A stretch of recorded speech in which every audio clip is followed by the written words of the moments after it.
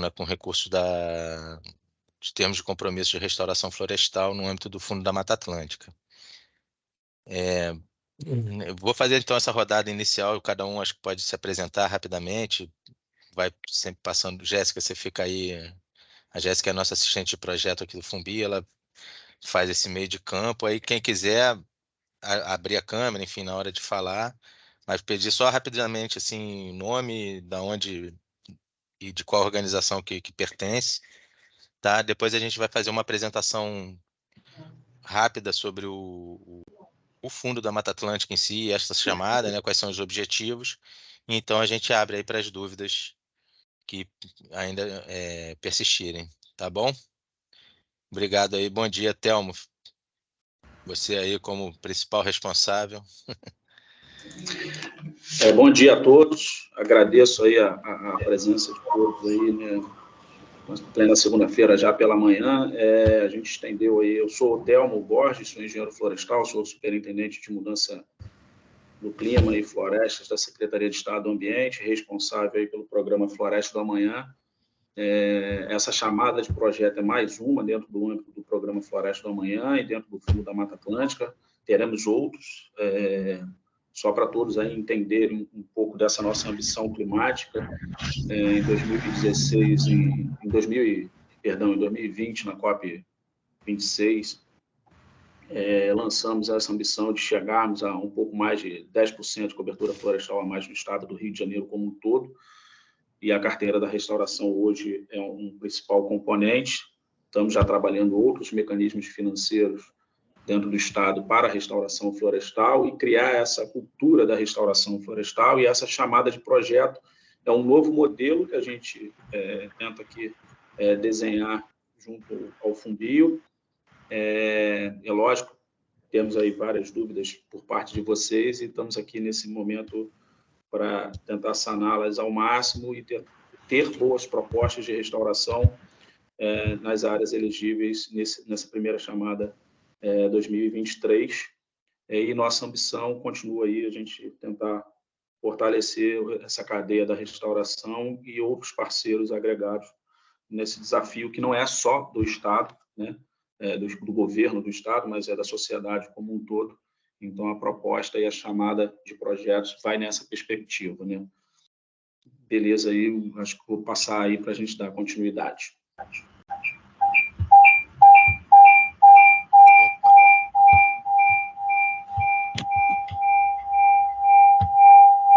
Gente, eu vou pedir também para todo mundo fechar o seu microfone quando não estiver falando, por favor, para a gente evitar eco, enfim, e outras interferências.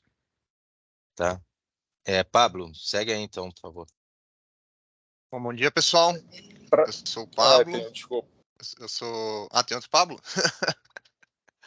Eu sou analista de projetos... desculpa, gente. Achei que era comigo aqui. Eu sou analista de projetos do Fumbio. Eu estou dando um suporte no projeto também do Floresta do Amanhã. Então, eu estou aí apoiando vocês também. Jéssica?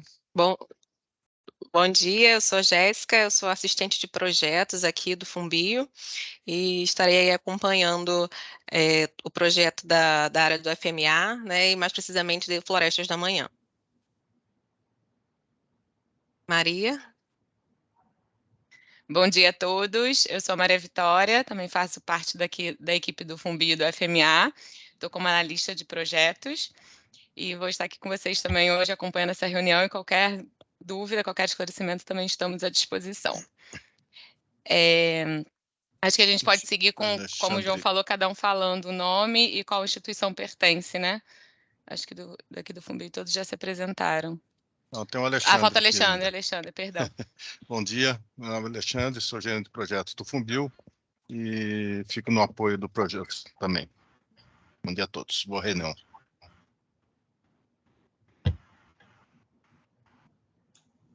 Jéssica, você vai indicando da tua tela? Eu acho Posso. melhor, né? Não vem do Fumbio. Obrigado. Posso sim, então vamos aqui pela ordem aqui. André Fernandes. Bom dia, somos da Prima Qualidade. Obrigada, André. Antônio. Bom dia, estão me ouvindo? Sim. Sim. Meu nome é Antônio Castro, sou diretor do Instituto Chaya. Tá? Prazer estar com vocês. Obrigada. Carlos Grelli? Acho que é isso o nome.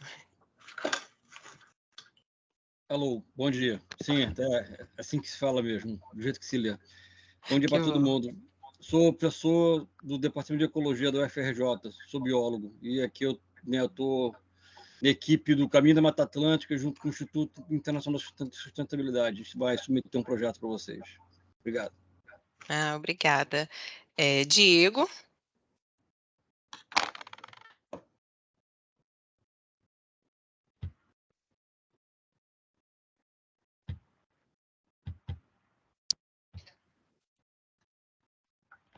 O microfone está ligado, está aberto, mas não está saindo o seu som.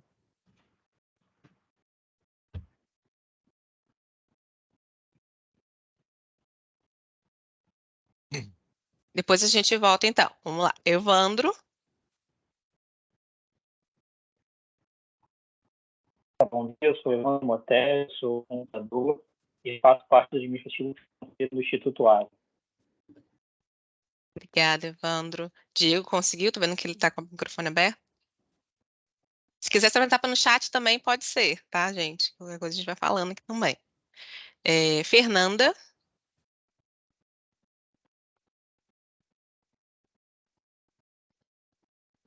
Não falou o sobrenome, acredito que seja eu, Tubenschlack. Obrigada. Bom dia, pessoal, sou bióloga, sou Fernanda, trabalho no IIS, no Instituto Internacional para a Sustentabilidade, estou na equipe junto com o Cadu, que se apresentou agora, a gente vai escrever uma proposta pensando na continuidade do projeto que a gente já está atuando na região, o projeto CMA-MCF. Legal, obrigada, Fernanda. Ivan Martins?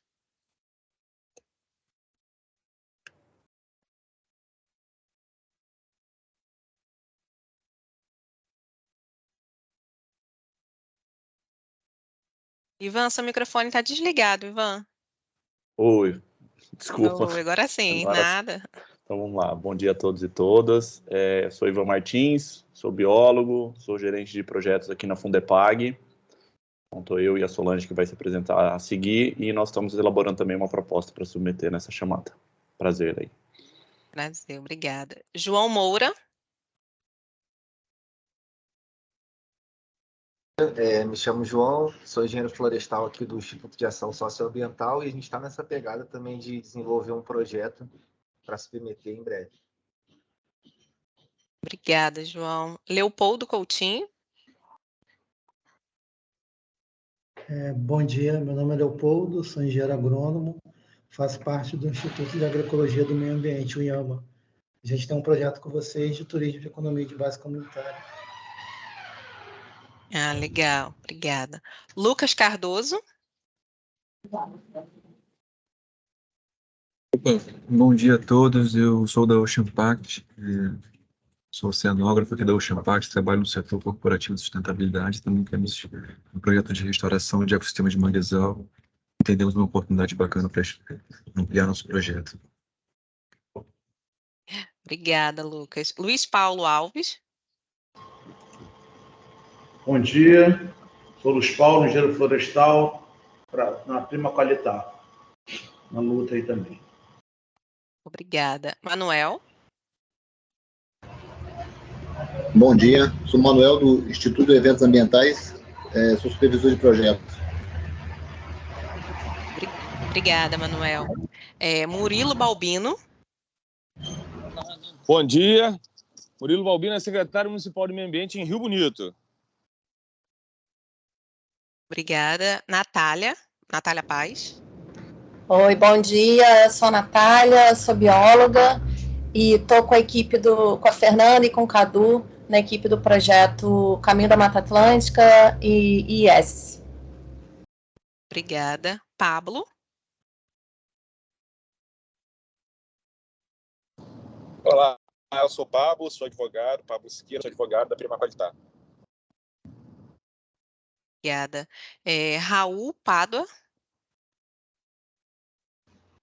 Bom dia, eu sou da Prima, aqui de Niterói, e estamos apresentando um projeto aí bem bacana para vocês aí. Obrigada. Agora é Rosana. Oi, bom dia. Meu nome é Rosana Raquel, sou engenheira ambiental da empresa Gemo 307. Obrigada, Rosana. Seguindo, Sérgio Ricardo. Bom dia a todos e a todas. Sou do Movimento Bahia Viva e atuamos aqui na Bacia Hidrográfica da Baía de Guanabara. Agradecemos aí o convite. Obrigada, Sérgio. Xana Assis. Bom dia. Eu estou no trânsito, meu sinal está um pouco ruim, então não vou abrir a câmera. Sou Xana Assis, engenheira florestal do Instituto Chaya. Obrigada. Obrigada. Silvéria Almeida. Bom dia, eu sou o Silvério, sou engenheiro florestal do Instituto Eventos Ambientais.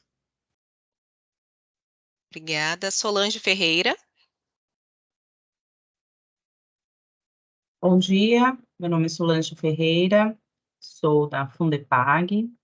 Estamos aqui para, enfim, trocarmos aqui alguns esclarecimentos para a submissão da proposta. Muito obrigada pelo convite e boa reunião. Obrigada. Tabita Moreira.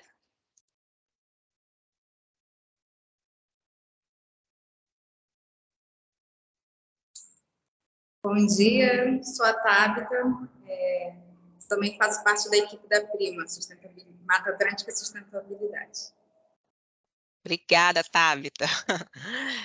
Tiago Barbosa.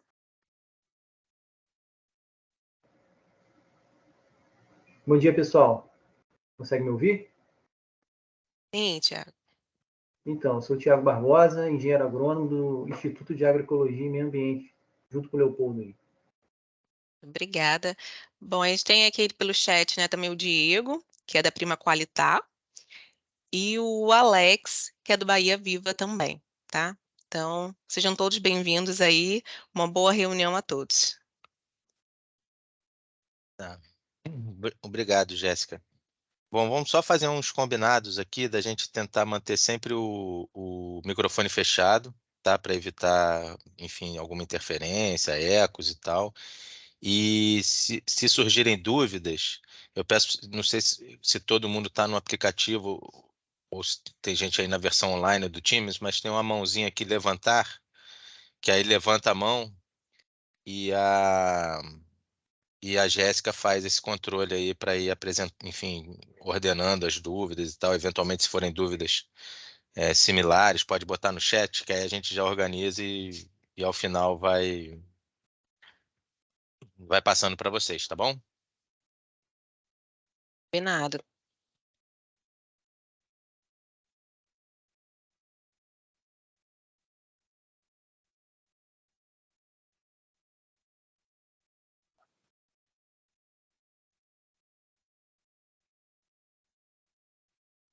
Apareceu aí para vocês a apresentação?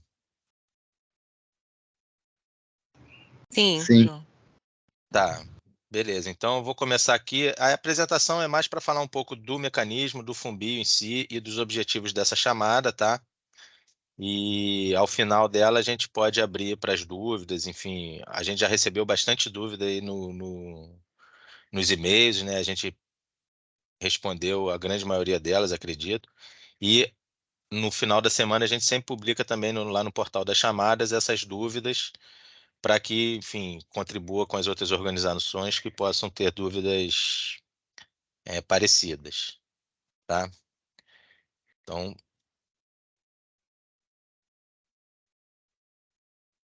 nosso objetivo aqui é tirar a dúvida de vocês, né? A gente vai conduzir, junto com a equipe da CEA, essa reunião. A gente reforça o pedido, né, de manter os telefones desligados, tá? E, enfim, se estiver recortando muito, é sempre bom manter a câmera desligada, tá? Para evitar muito consumo de dados, né? Enfim, o Teams é um pouco pesado, mas em função de algumas seguranças do nosso TI, a gente tem que usar esse aplicativo aqui, tá? As inscrições de fala vão ser levantando a mão, tá? E eventualmente, se quiser escrever alguma dúvida no Teams, para não esquecer e tal, pode no chat ali, pode deixar também, tá? Que aí a gente depois organiza essas dúvidas e vamos respondendo. Enfim, se forem coisas mais operacionais, a gente pode responder pelo Fumbi. Se forem coisas mais técnicas e tal, a CEA pode responder. E a gente tentar não passar muito de 1 minuto, de modo que a gente não se alongue muito na reunião, tá? Então, nós já fizemos essa nossa apresentação da CEA, do Fumbi, dos participantes. Vou fazer essa apresentação agora sobre o Fumbi e um pouquinho do Floresta do Amanhã. E aí a gente, então, abre as perguntas para vocês e faz um encerramentozinho no final, tá? O Fumbi, eu acredito que a maioria de vocês já conheça, é uma OCIP, né, fundada nos anos 90, que tem como missão o aporte de recursos estratégicos para a conservação da biodiversidade, né? Então, a gente apoia projetos nos diferentes biomas, né, do Brasil, enfim, em níveis nacionais e subnacionais, e estamos retomando essa parceria junto com a Secretaria de Estado do Ambiente.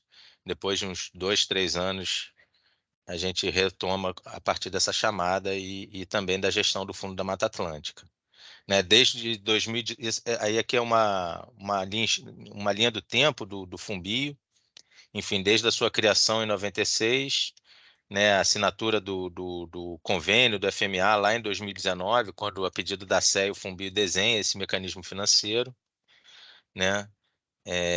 Em 2018, nós fomos credenciados como agência implementadora do GCF, né? E é a única ONG no Hemisfério Sul com esse título. A gente, em 2020, começa o programa Copaíbas, em 2018, começa a executar o projeto REM Mato Grosso também. E, como eu falei, em 2022, a gente volta a ser o gestor operacional do Floresta Viva, que é essa iniciativa do BNDES para a restauração ecológica e que, de alguma maneira, tem uma interface com a nossa chamada, tá? Nós trabalhamos principalmente com duas áreas, que é a área de doações nacionais e internacionais, que são recursos vindos de acordos multilaterais, né, assinados junto ao governo brasileiro. E nele a gente tem o ARPA, tem o Copaíbas, o REM Mato Grosso e também recursos de obrigações legais, que são recursos que vêm do processo de licenciamento de empreendimentos de grande potencial poluidor, bem como termos de ajustamento de condutas, multas, enfim, e outros instrumentos jurídicos que possam aportar recursos para a agenda verde, né, seja do estado do Rio de Janeiro, seja no Brasil ou outros estados. O Fundo da Mata Atlântica, como a gente falou, ele foi desenhado pelo Fumbio a pedido da CEA.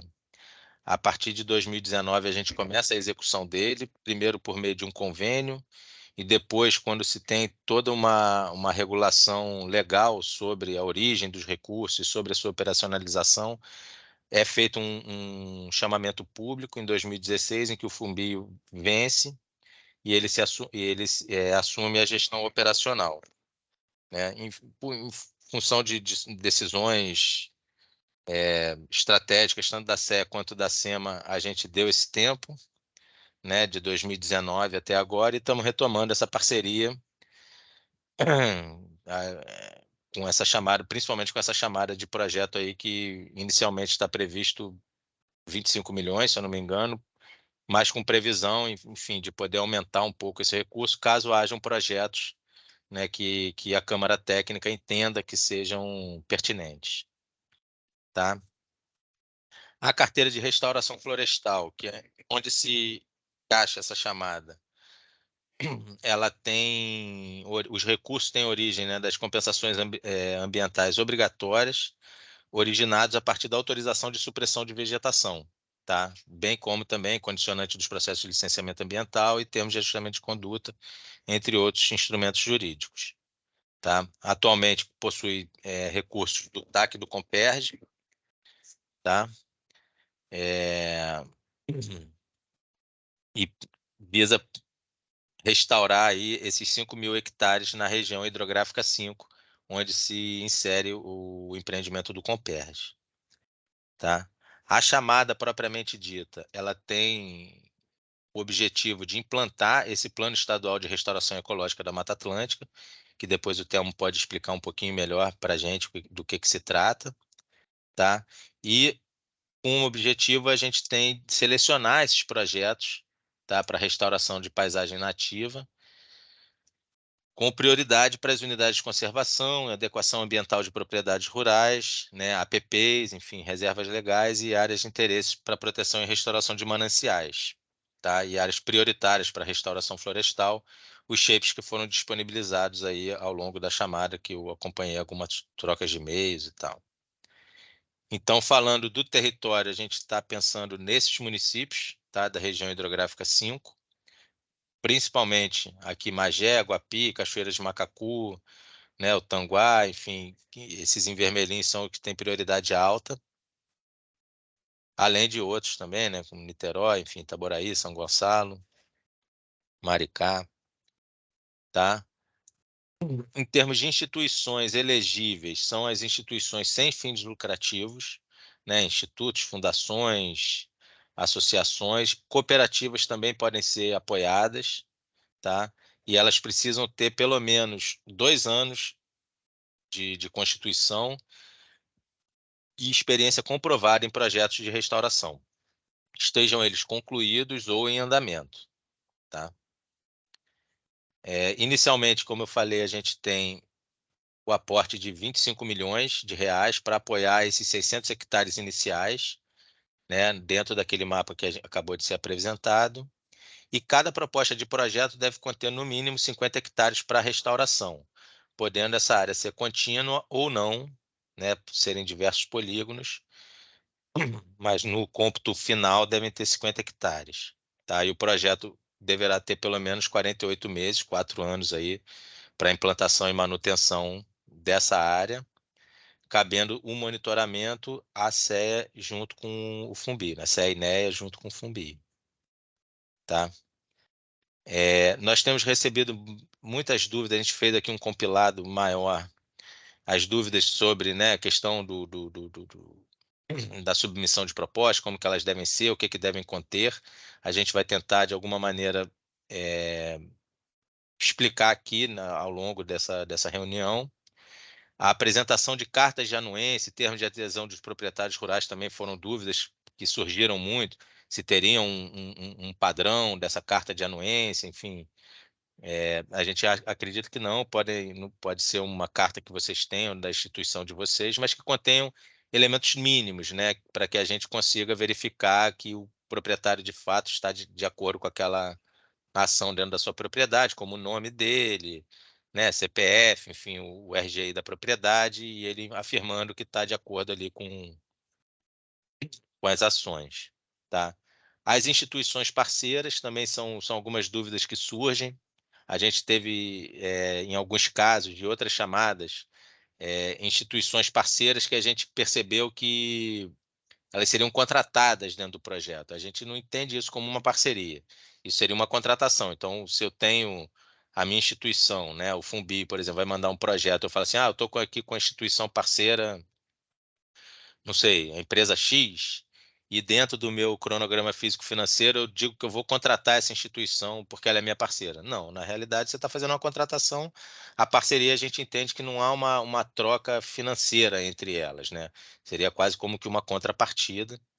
Enfim, a gente vai trabalhar junto, eu vou apresentar a proposta, mas essa instituição está junto comigo, sei lá, com um professor para ajudar na elaboração do projeto, ou enfim, né? É uma parceria mesmo, você não vai ter uma troca monetária entre as instituições. Os critérios de avaliação das áreas restauradas, que é com base nessa resolução INEA 143 de 2017, que também a gente recebeu bastante dúvida, eu acho que o Telmo vai poder dirimir aí ao longo da nossa reunião. Os cronogramas de desembolso e as regras para essas também, a gente vai tentar esclarecer para vocês. E o processo de seleção, como que se dá, né? Enfim, após o envio, né, a submissão dos projetos por vocês, quais são as etapas que nós temos, né? Enfim, a nossa análise interna do Fumbio a respeito das certidões, das instituições, né? Enfim, se ela está realmente constituída há 2 anos, se tem se o CNPJ dela está ok, se tem algum processo, enfim, alguma dívida trabalhista ou qualquer outra que seja. A gente faz uma avaliação institucional, né? Bem como uma avaliação também do ciclo de gestão do projeto apresentada a partir do CFF de vocês, para então encaminhar para a Câmara Técnica, que faz a avaliação técnica das propostas, tá? E aí a gente tem mais ou menos um prazo aí que a gente espera devolver, enfim, para qualquer ajuste e tal, para finalmente contratar os projetos aí. A gente acredita que meados de outubro, a partir da segunda quinzena de outubro, a gente já consiga ter os contratos assinados e a realização dos primeiros desembolsos. Mas a gente pode entrar nos pormenores mais para frente. Esses são os nossos canais de comunicação que a gente tem, né? Enfim, o nosso e-mail, florestasdoamanhã@fumbi.org.br, e o nosso portal de chamadas também. Vocês podem ver lá aquelas dúvidas frequentes que a gente disponibiliza semanalmente, tá? E é isso, pessoal. Telmo, você quer complementar alguma coisa, não? Então, apenas destacar o que o João colocou em termos de parcerias institucionais e essa chamada de projeto tem muito desse olhar, né? Eu acho que a ideia que a gente traz nessa chamada de projeto é gerar sinergia entre as ações de restauração no Estado do Rio de Janeiro, com diversas instituições que já fazem também no território, porque o desafio é global, o desafio é estadual como um todo, não é apenas aquele custo vinculado do órgão a pagar um reflorestamento e não criar essa sinergia e esse pertencimento local. Então, a ideia é a gente começar a gerar essas ideias de pertencimento local na restauração, com diversas sinergias, o que isso pode trazer de inovação também, não só para a ciência, mas para a comunidade. Está previsto aí, já posso até adiantar, a possibilidade de restauração produtiva, principalmente nas áreas de APP e reserva legal, conforme determina a legislação. Então, assim, a ideia é bem ampla, mas a ideia também é ter bons projetos que a gente consiga ter esse pertencimento local, e não aquela lógica, faz o contrato, faz o reflorestamento e depois vira as costas, não. A ideia é a gente gerar, de fato, ações locais de longo prazo, porque restaurar, apesar do prazo ser 48 meses, aí é uma questão mais do direito, do prazo da legislação que permite em contrato gestor operacional CEAS, do que, de fato, a restauração por si. Por isso que aí também, destacando o que o João já colocou, a gente faz esse destaque da Resolução 143. A Resolução 143 do INEA é o que cria o Sistema Estadual de Monitoramento e Avaliação da Restauração no território do Estado do Rio de Janeiro, por diferentes fitofisionomias. A ideia é gerar indicadores de fato, isso foi monitorado ao longo dos anos pela equipe do INEA até desenvolver essa metodologia, que gere qualidade nas ações de restauração, para que, uma vez expirado o contrato, término do contrato, aquela área ali ela consiga prosseguir numa curva de normalidade da restauração, porque floresta é pensar a longo prazo. E, infelizmente, contratos e recursos são finitos, mas a ideia é que a floresta se perpetue, a ação que está sendo colocada seja perpétua, né? Vamos lá.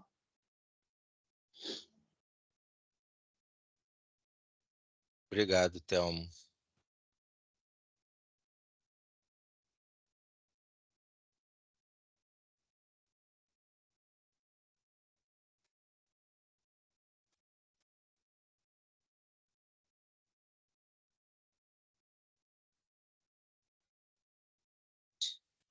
Hoje. Então, o Francisco acabou de enviar aqui uma pergunta pelo chat, né? Perguntando qual o valor mínimo e máximo de cada proposta.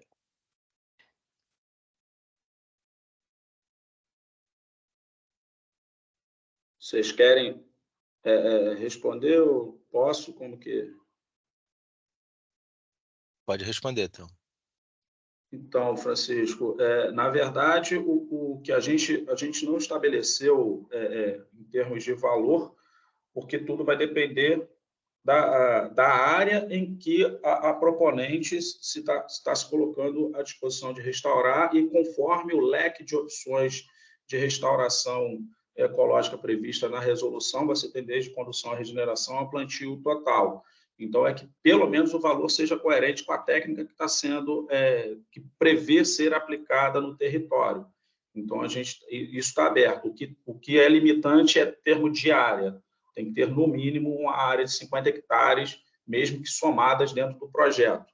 Né? Agora, o valor da restauração a gente não não colocou nessa previsão, devido todo o leque de opções da restauração, da possibilidade de restauração, desde condução, desde sistema agroflorestal, desde plantio total, enfim, lógico que é atendido a resolução 143 dentro dos parâmetros propostos.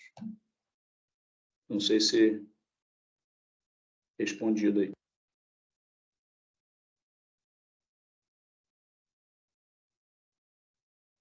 Se quiser complementar, Fumbinho, também, dentro do raciocínio da análise de vocês. Eu acho que é isso, não foi estipulado, né? Na verdade, um valor mínimo e máximo, mas ela tem que estar coerente com as ações planejadas.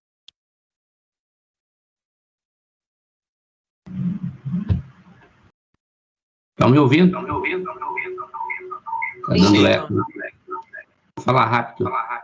Porque tem dois números apresentados lá na chamada, são 25 milhões e uma área de 600 hectares. Então, a pergunta aí, complementando do nosso amigo que fez anteriormente, é se leva a um valor de referência por hectare, fazendo a conta, dividindo essa verba pelo número de hectares de referência. Entenderam a pergunta? Se a valoração da restauração por hectare leva a essa conta direta. 25 milhões dividido por 600 hectares. Não, porque conforme o João colocou no início, nós temos até recursos a mais. O que a gente limitou 25 milhões só para entender essa primeira chamada. Então, assim, o que a gente está avaliando são qualidades das propostas e coerência das propostas dentro da proposta de restauração. Por exemplo, se eu tenho lá uma área de 50 hectares mínima, estou fazendo 10% de SAF, 30% de plantio total, os números de valores tem que ter uma certa coerência do custo de restauração por hectare da proposta, e não do valor global por hectare.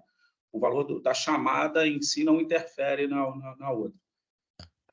Não é, por exemplo, você pegar ali e falar assim, eu vou restaurar 40 mil reais, mais ou menos, né?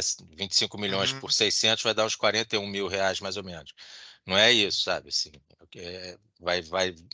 a gente espera, né, que haja um custo estimado de acordo também com a realidade encontrada nas áreas, né? Enfim, de acordo com a paisagem.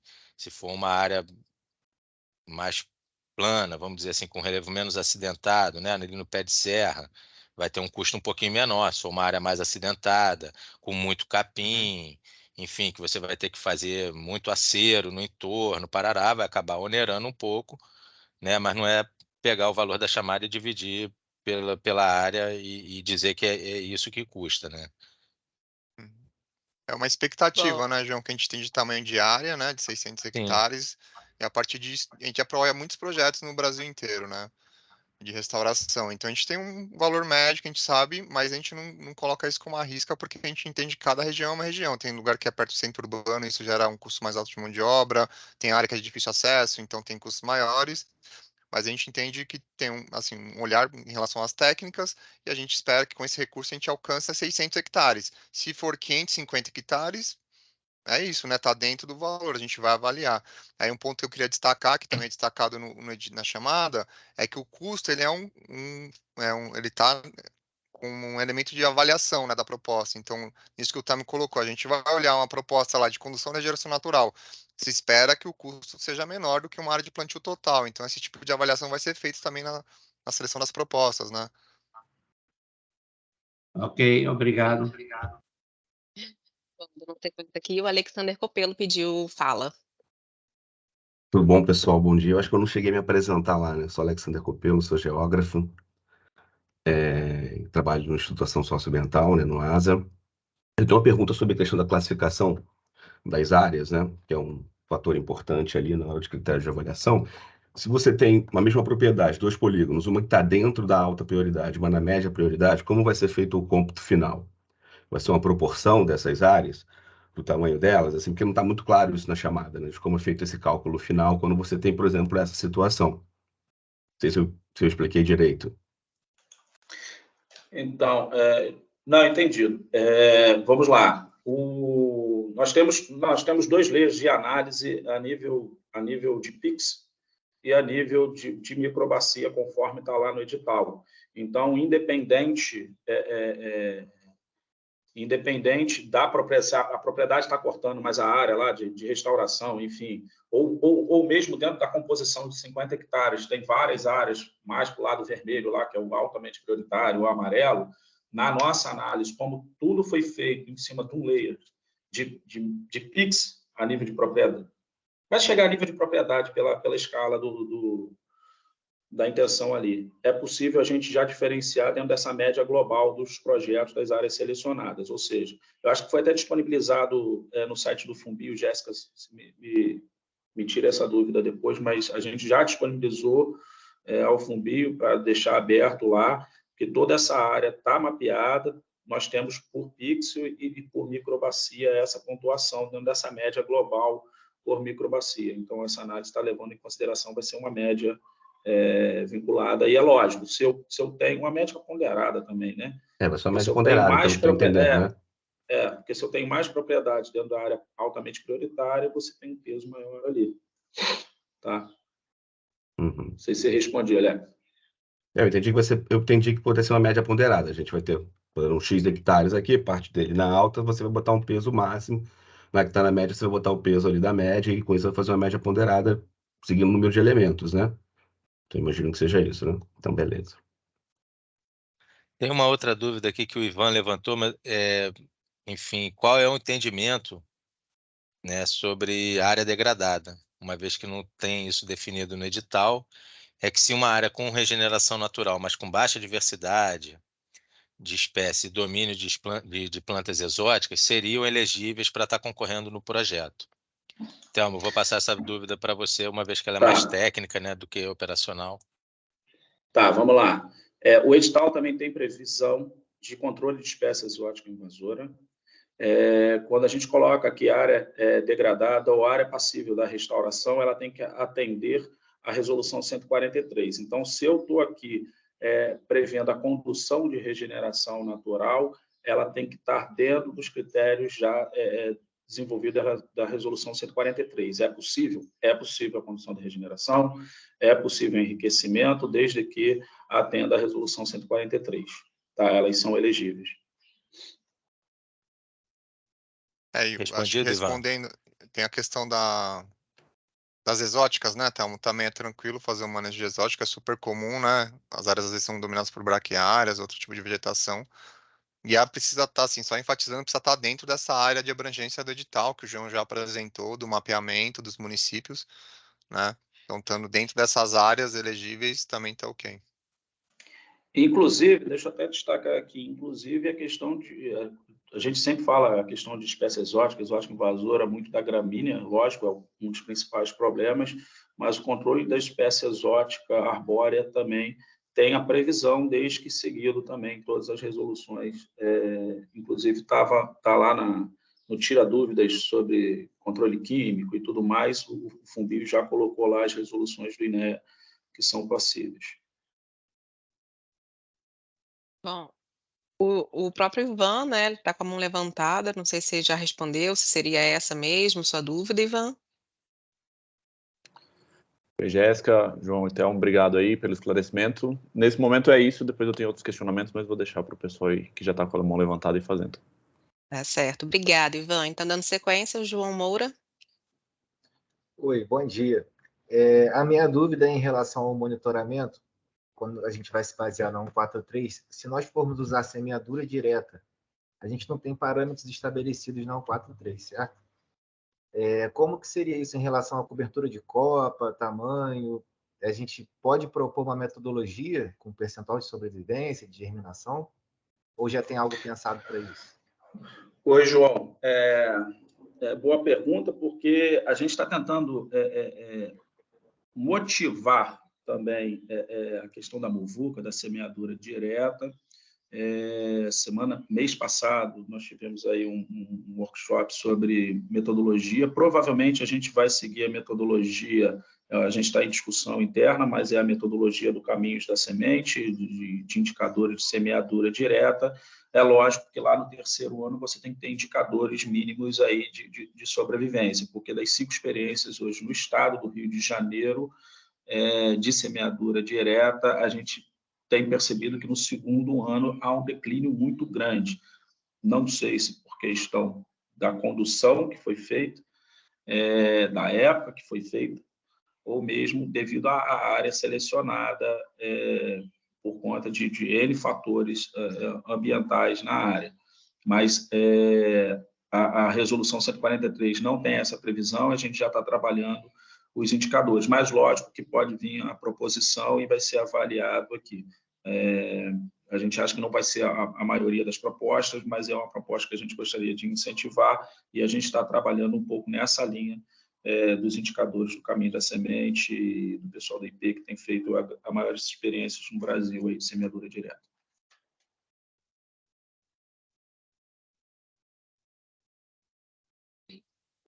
Não, então ele perguntou aqui, né? Então, dando sequência também, agora é o Alexandre Gontijo. Bom dia a todos. Eu também não me identifiquei, eu sou Alexandre Gontijo, eu sou do IEVA. E a pergunta é a seguinte: vocês estão colocando aí 50 hectares. Queria saber se, caso a gente tenha uma área maior de 50 hectares, se faz 2 projetos ou dá continuidade num só.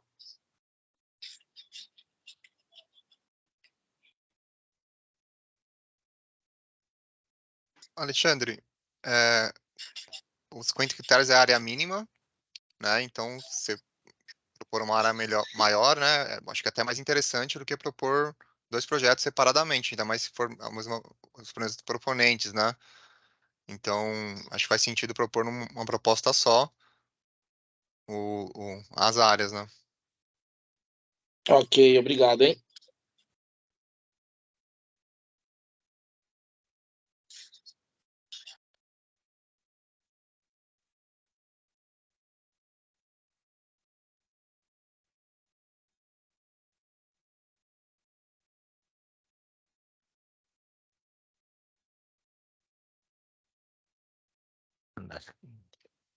Bom, agora a Natália, né? Solicitou fala. Vamos lá, Natália. Oi, gente. Não, é que o Alexandre ainda está com a mão. Ah, tá. Já baixou. Estão me ouvindo direito? Então, né? Sim. Bom, vou voltar aqui, gente, para o anexo J. Eu já fiz algumas perguntas para o Fumbio sobre o anexo J e me restou uma última dúvida. Seguinte, 30% do recurso, a partir do terceiro desembolso, fica condicionada lá ao atingimento de algumas metas, né? E aí vocês até responderam, porque eu fiquei muito preocupada com prazos, né? Qual seria o prazo que vocês teriam para fazer a visita presencial nas áreas, para justamente verificar se as notas estavam de acordo com o esperado. E aí vocês responderam que teriam 10 dias úteis, né? Tem alguma previsão, caso esse prazo para a visita não seja cumprido, como é que vai funcionar para a liberação dos desembolsos? Existe alguma previsão para isso? Vocês entenderam a minha pergunta? Sim. Acho que o Telmo, né, consegue responder melhor. Oi, Natália.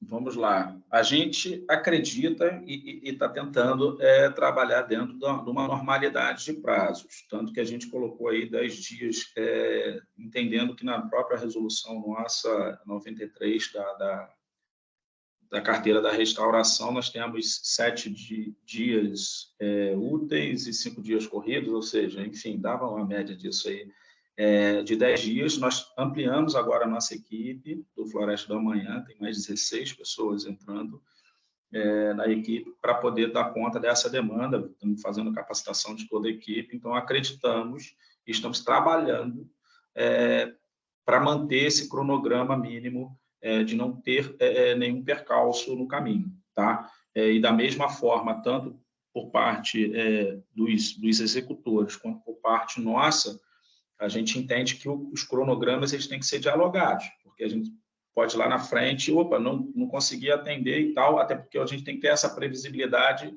por conta da logística de monitoramento, né, de campo. São várias áreas. Hoje, só para ter uma ideia, nós temos 10 municípios já na primeira fase do Floresta do Amanhã, e a gente está rodando aí direto. Acho que nesse início, tanto que só para vocês entenderem também o porquê a gente colocou como trava, né, só a partir do terceiro desembolso, é quando a gente começa a fazer a avaliação qual e quantitativa da restauração vinculados ao CEMAR, né, a resolução 143. Então, porque aí é bom também destacar isso para todos. Em geral, no estado do Rio de Janeiro, seja restauração por algum outro compromisso ambiental, até de empresa contratada e não Estado contratando, mas do Estado também, a pessoa faz, a executora faz a manutenção e depois vira as costas, só vai fazer novamente depois, quando vai ter outra vistoria. Por isso que a gente colocou essa trava de 15%, 30%, depois 15%, depois de 6 meses mais 15%, para ver se de fato aquela manutenção surtiu efeito. Né? Ou seja, a restauração está andando de fato, porque o que a gente tem visto, inclusive na primeira fase, é que é feita a manutenção, a gente volta na área como se não tivesse feito nada. E a gente tem perdas sequenciais. Então, é isso que a gente está tentando evitar. E no início da minha fala, eu tenho falado isso da perpetuação das ações de restauração, e não a restauração pela restauração, mas a perpetuação da restauração. Por isso que a gente condicionou essas travas ali. É uma inovação que a gente está colocando dentro dos contratos, até para o Fumbio foi difícil a gente entender, porque uma coisa é a lógica financeira, outra coisa é a lógica de qualidade da restauração. Então, a gente está trazendo essa inovação e a nossa previsão é que a gente consiga atender os prazos, sim, inclusive com a ampliação da equipe que já está à disposição nossa na secretaria. Tá ótimo, Thelma, obrigada.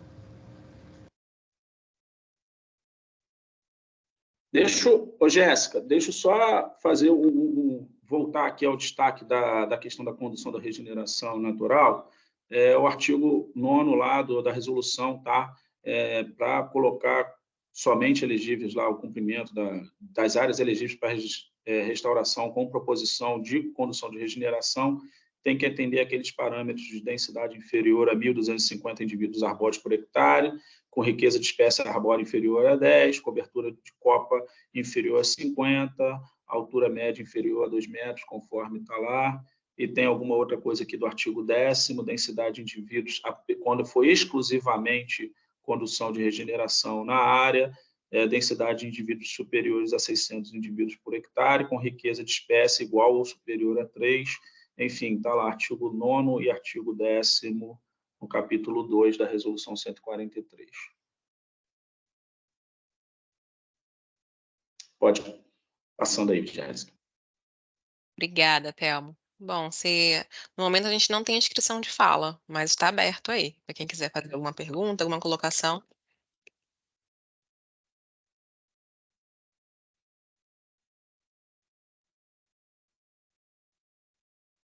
Uma dúvida realmente aqui, Alexander, né, Copelo? Só uma dúvida em relação à apresentação da proposta, vocês não têm um padrão, né? Normalmente a gente coloca toda a informação dentro do formulário, né? Mas no caso eu vi lá que tem um subcritério de avaliação que tem a questão gráfica, assim, da proposta. Então, vocês querem que a gente faça uma diagramação dessa proposta e envia como anexo? Assim, porque tem lá que vai ter peso na questão visual, né, no subcritério de avaliação. Então, era só uma dúvida mesmo, porque inicialmente a gente achava que é só pegar aqueles formulários que estavam sendo colocados e inserir anexados no formulário digital na hora da apresentação da proposta, na hora de envio, da submissão.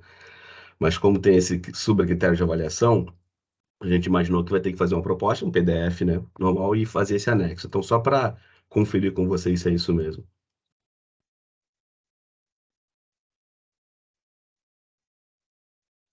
Falando sobre o critério 9, né, lá de avaliação, né, porque tem essa questão de...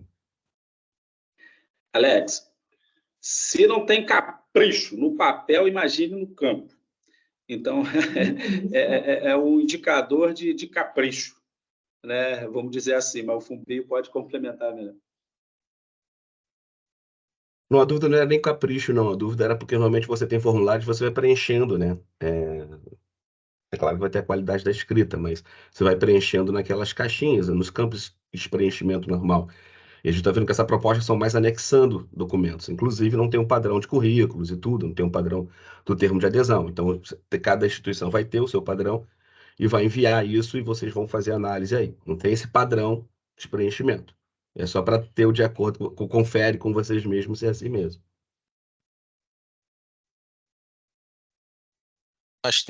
O que nós temos são aqueles modelos de documentos, né, que, enfim, os anexos, tais, que aquilo ali tem que seguir.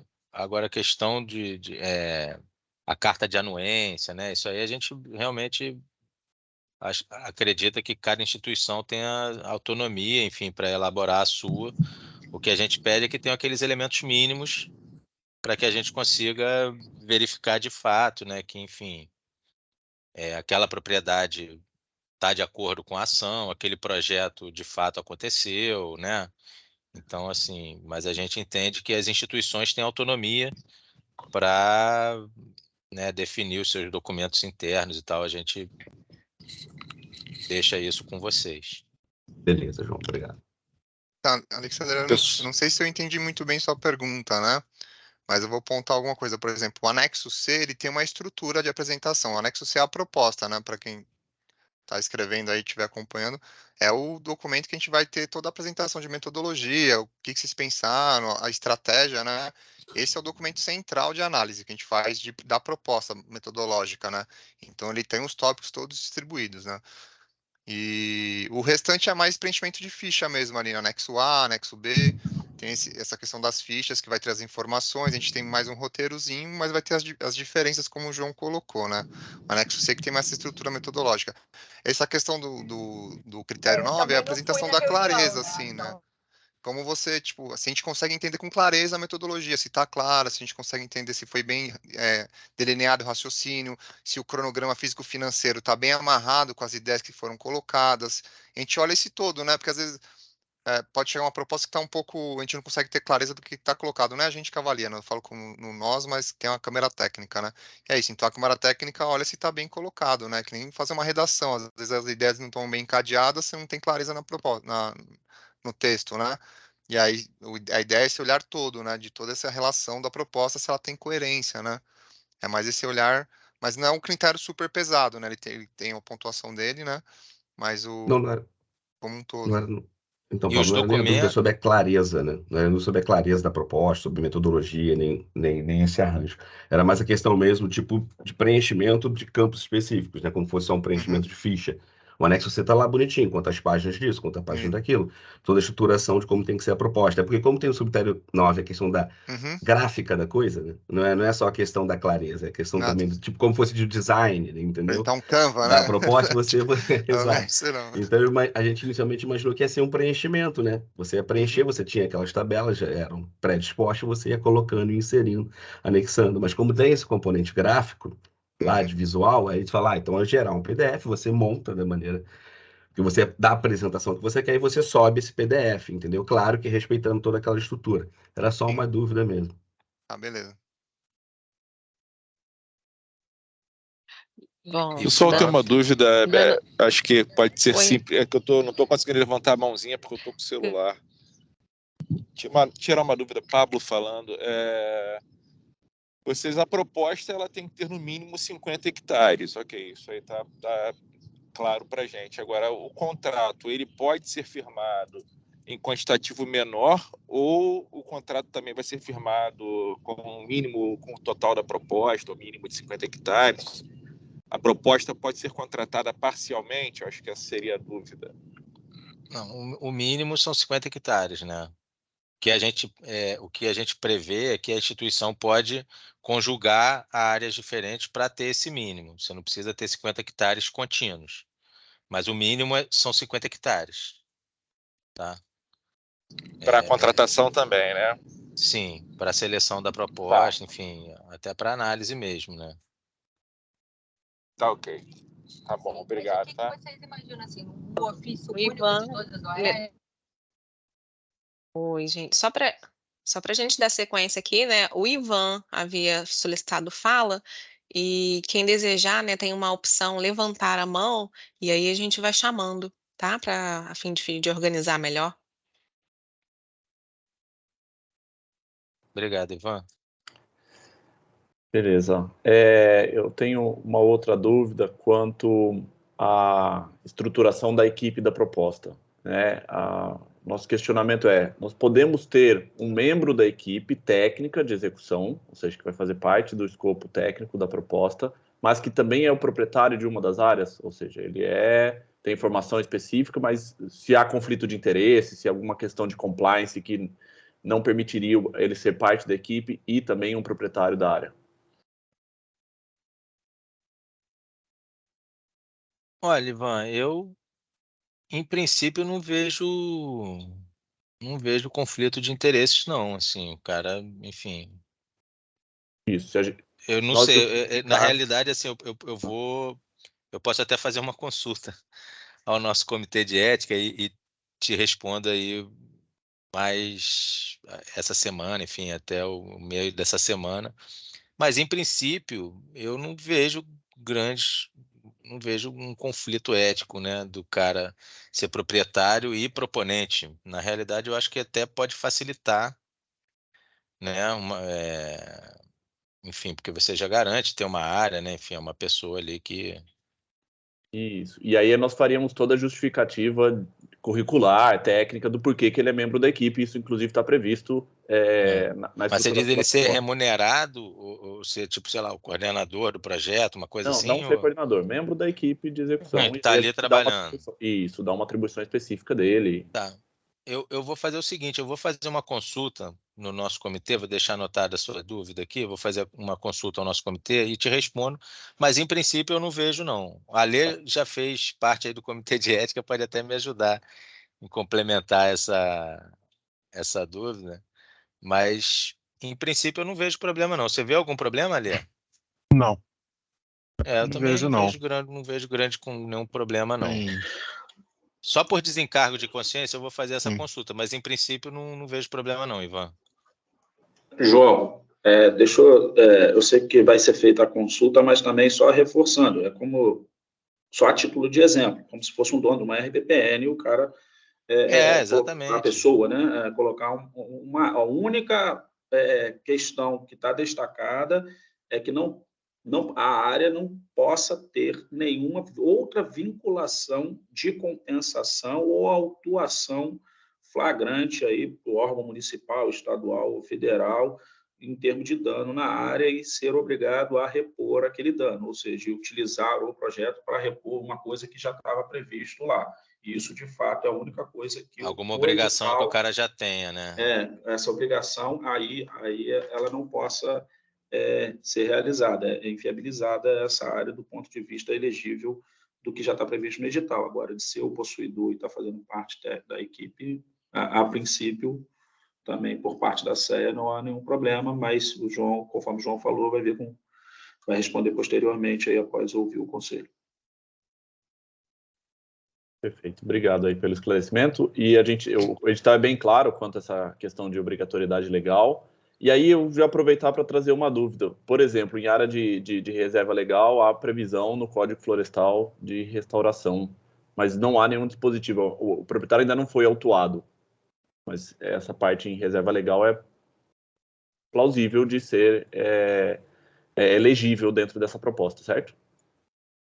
Perfeito. Certo, e um dos indicadores que nós utilizamos para a pontuação é justamente o que está no CAR das propriedades, dentro dessas áreas todas, porque como nós somos do órgão, nós temos já toda a base a nível de propriedade, e isso está sendo avaliada também, tá?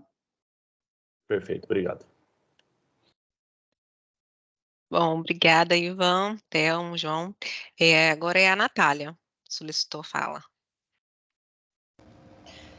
Oi, bom, eu de novo. Uma dúvida com relação à equipe. Eu sei que é difícil vocês darem uma previsão de quando que essa chamada vai, quando que essa chamada vai dar o resultado, de quando que esses contratos vão ser firmados e qual a previsão que vocês estão esperando para os projetos serem iniciados. A minha pergunta é porque parte da equipe que vai ser, dessa proposta, né, que a gente está escrevendo, também está atuando no outro projeto que está apoiado pelo Programa Mata Atlântica. Então, como é que a gente consegue trabalhar nesses dois projetos caso essa proposta venha a ser aprovada? Essa é a minha pergunta. Você diz a disponibilização... Não, então, se a gente precisa se preocupar com isso, porque esse projeto do Programa Mata Atlântica, ele finaliza em dezembro. Então, a minha pergunta é se vocês têm expectativa de que esses novos projetos tenham início antes disso ou só em janeiro? A gente espera, né?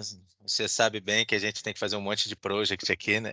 Então, assim, dentro do tempo que a gente tem, a gente imagina que os primeiros desembolsos devem estar saindo aí final de outubro, início de novembro, tá? Então, seria, em princípio, pelo que você tem falando, seria aí 1 mês, 2 de sobreposição, né? Mas, ao mesmo tempo, o primeiro semestre, né, tem a questão da elaboração do plano. Então, talvez não precise que tenha uma dedicação muito grande, né, assim, dê para conciliar, né? Mas aí, de novo, né, isso é uma gestão da equipe que compete muito à instituição. Enfim, a gente não quer que também sobrecarregar, né? A gente tem passado por situações parecidas dessa do Mato Grosso, lá no REM Mato Grosso, em que uma instituição tem 3, 4 projetos, aí a gente fala, opa, peraí, né? Mas, enfim, se você conseguir demonstrar para a gente que, mesmo havendo essa sobreposição, dá conta, eu acredito que isso não vai interferir na avaliação, não. Tá ótimo, João, obrigada.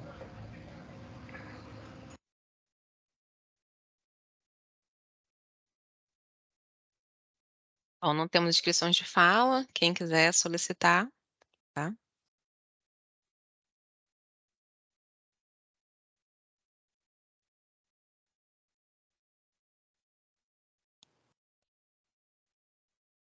Oi, pessoal, vou aproveitar aqui para fazer mais um último questionamento. Então, o Thelmo e o João, logo no início, falaram sobre a questão do termo de anuência, né, e que não há um modelo previsto e que a gente pode utilizar o nosso modelo. A nossa pergunta é qual é o grau de comprometimento que nós precisamos dos proprietários nesse momento, porque é uma negociação que precisa ser feita com os proprietários, principalmente proprietários de áreas particulares, e aí se a gente pode colocar, sei lá, um memorando de entendimento entre as partes, que há uma discussão, ou precisa já ser uma anuência definitiva do proprietário de contribuição ou de disponibilização da área para restauração. E aí, em complementação, se há possibilidade pós-contratação de, eventualmente, o proprietário desistir, porque até outubro, novembro, na contratação, ele pode querer dar outro encaminhamento para a área, eventualmente vender. Por exemplo, nós estávamos discutindo com um proprietário que tirou porque decidiu com os sócios dele vender a área. E aí agora a gente está, né, em construção com outros parceiros. Mas muita coisa pode acontecer nesse caminho. Então, como é que vai ser o entendimento durante a execução dessas potenciais declínios e qual o grau de comprometimento que a gente deve ter dos proprietários nesse momento? Obrigado, Ivan. Olha, no momento de submissão da proposta, tá? Eu entendo que nós precisamos ter essa segurança, né? Ter, de fato, uma anuência do cara de que as ações do projeto vão acontecer lá. Agora, como dizia a minha falecida avó, o futuro a Deus pertence, né? Se daqui a 2 anos o camarada resolve vender a propriedade, aí é uma coisa que a gente vai ter que sentar e conversar, né? Enfim, com os proponentes, né? Com a CEA, vamos ter que verificar internamente, né? Mas para começar o projeto, a gente entende que o cara tem que estar de acordo. Se daqui a 2, 3 anos, né? Enfim, no final do projeto o cara resolve vender a propriedade dele, aí acho que vai entrar uma conversa com um novo proprietário, explicar que tem um projeto ali acontecendo e tal, mas para o início do projeto a gente entende que é fundamental essa anuência dele, sabe? Para não ficar muito na incerteza. A incerteza de daqui a 2 anos, acho que ela é aceitável, né? Agora, para começar o projeto, a gente entende que é melhor que já esteja tudo alinhadinho, tudo combinado, né? O combinado não sai caro, né? Thelma, eu vi que você se mexeu aí. Deixa eu só destacar.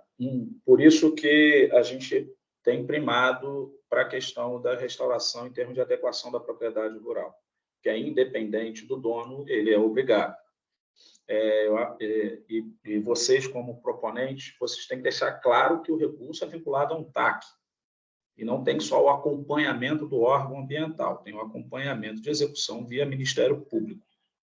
Por isso que a gente tem primado também pela qualidade. Isso assusta o proprietário? Mas assusta, mas ele também não vai precisar tirar do bolso para adequar a propriedade dele. Então, assim, por isso que a gente solicita atenção nesse diálogo ao proprietário. Por exemplo, vocês fizeram uma pergunta lá no início, qual o tipo de informação nesse termo salutar que tenha o número do CAR, que a gente consegue fazer o controle total do projeto, até porque tem essa previsão no edital. Se o proprietário não tem o CAR, a instituição auxiliará na elaboração do CAR, porque o edital tem esse caráter de auxiliar na adequação da propriedade rural. Tá? Então, assim, ao selecionar a área, ao dialogar com o proprietário, façam, por gentileza, esse diálogo pela adequação, porque independente de venda ou não, ele tem que estar vinculado ao CAR da propriedade. Aí eu acho que minimiza o impacto. Obrigado, Thelma. Realmente não tinha me atentado. Beleza. Obrigado aí, Thelma e João.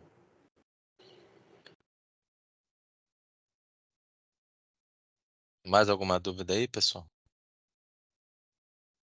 Se não houver, eu queria fazer uma, que eu acho que é o nosso principal desafio no momento, justamente por isso que eu fiz a pergunta sobre anuência, é conseguir anuência para poder submeter dos 50 hectares.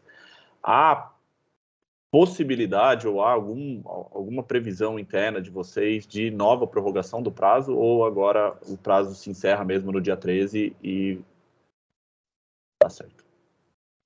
Não, a ideia é que a gente encerre mesmo a chamada agora dia 13, a gente abriu mais 15 dias, enfim, porque a gente, né, foram identificadas algumas inconsistências em alguns anexos e tal, e também nós queríamos fazer essa reunião com vocês para dirimir as dúvidas, mas a ideia é não ter mais prorrogação não, é finalizar dia 13 mesmo, até para a gente tentar pegar essa janela de chuva aí do final do ano, começo do ano, né, enfim, já ter o projeto básico aí, né, o projeto de implantação da restauração e pegar o restinho de chuva aí, janeiro, fevereiro, março, né, pegar pelo menos uns 3 meses de chuva e garantir que esse ano, a gente não vai perder esse primeiro ano, né?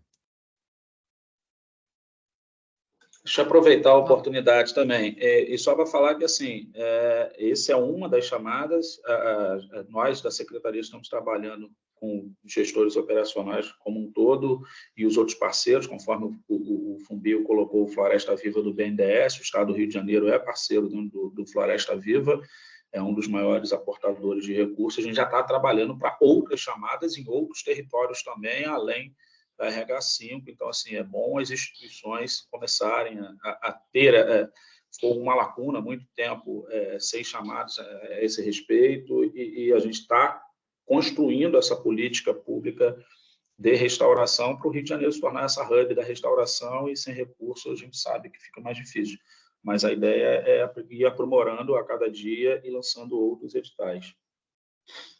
Thelmo, Murilo, só para complementar essa sua fala, irmão, eu acho que seria importante a gente pensar, não sei se vocês estão pensando nessa, em novas chamadas futuras, não fechar a nossa janela, ou seja, manter essas áreas prioritárias ainda participantes, porque, por experiência local, né, falando daqui de Rio Bonito e região, que a gente roda muito, conversa muito com os outros secretários e demais atores envolvidos nessa estrutura, acho que hoje o que a gente esbarra em termos de proposição diária é tempo, né? Eu não tenho dúvida nenhuma que eu sou meio que fã da filosofia da alavanca, né?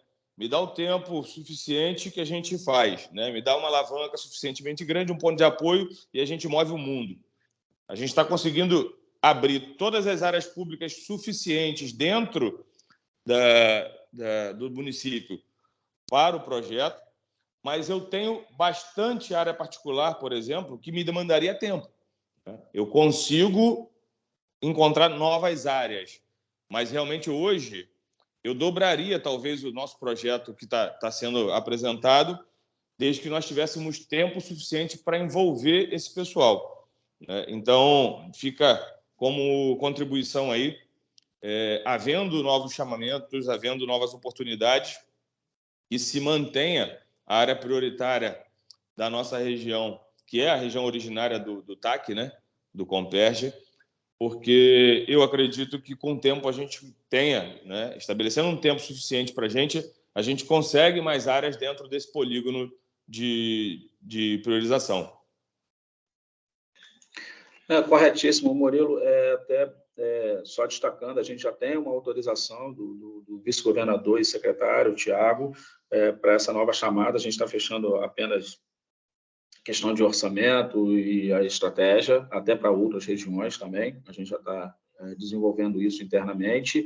E todas essas áreas, em termos de priorização, para quem não tem conhecimento, que tenha, está lá no site do INEA, o segundo Atlas Manancial de Abastecimento, onde tem boa parte dos layers de priorização estão vinculados a essa publicação do INEA, que foi lançada esse ano, uma segunda edição com aprimoramento, enfim, com foco, e aí com esse foco de segurança hídrica, que é importante ao Estado do Rio de Janeiro, o que, se vocês olharem lá o desenho das microbacias, elencadas dentro dos 9 municípios, lógico que tem corredor ecológico, unidade de conservação, tem vários indicadores, mas tem essa priorização que saiu do Atlas de Manancial de Abastecimento do Estado do Rio de Janeiro, principalmente dessa segunda edição lançada esse ano, tá? Só para conhecimento dos senhores e senhoras. Obrigada, aí. Obrigado. Dando sequência. Quer falar, João? Desculpa. Não, só que eu vi uma dúvida aqui do... Deixa eu no ver. chat? Do Luiz Paulo, sobre o vínculo de trabalho, né, das pessoas da instituição. Olha, a gente entende que cada instituição é independente para formalizar as relações de trabalho com os seus funcionários, né, enfim, colaboradores, termo aí que eu usei a usar. O que a gente entende é que a forma de contratação, né, via CLT acaba que demonstra uma maturidade institucional maior, né, o que, em tese, minimiza o risco de execução daquele projeto. Mas, né, a gente também não tem nem poder para interferir na forma das relações trabalhistas das instituições, né, com seus empregados. Então, não tem nenhuma obrigatoriedade, não. Mas isso são indicadores para a gente, enquanto gestores, né, financeiros, de que da robustez, vamos chamar assim, da instituição, né? Uma instituição que tem parte do seu quadro há mais tempo, com CLT, a gente enxerga que há um risco de execução menor do que com uma instituição que tem outras formas de relação trabalhista e que, enfim, de repente o cara que tem o pessoal chama de turnover, né, que tem uma mudança muito grande, né? O camarada está há pouco tempo, ou está entrando ali, mas isso é mais uma avaliação institucional, enfim, da percepção do risco para a gente tomar medidas no monitoramento do que de exclusão de fato de uma proposta, tá? As relações trabalhistas das instituições, elas são regidas pela própria instituição, pelas suas regras. A gente não tem gerência sobre isso e nem tampouco vai desconsiderar uma proposta, enfim, porque todo mundo é MEI, todo mundo é PJ, isso não nos compete. Isso é mais, nós avaliamos isso dentro mais de uma percepção de risco de execução do que se uma proposta está apta ou não, né? As instituições, elas têm total liberdade para contratar da forma que ela quiser e assumir os riscos, seja de contratar por CLT, seja por contratar como PJ. E é uma decisão institucional em que a gente não tem gerência sobre isso.